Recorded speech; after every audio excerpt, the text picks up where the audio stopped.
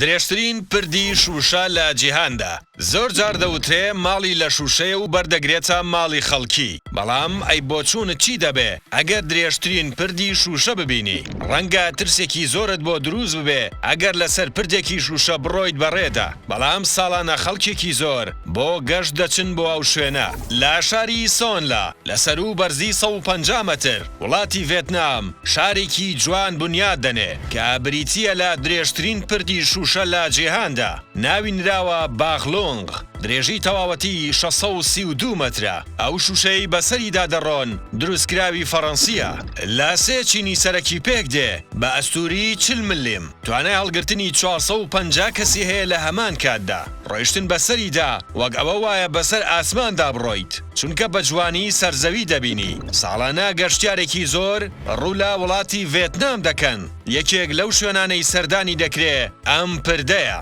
ئایا بیوەری ئەوەت هەیە ئەگەر ڕێت بکەوێتە وڵاتی ڤێتنام سەردانی ئەم پردە بکەیت و چەند وێنەیەکی یادەوەری لەسەر بگریت؟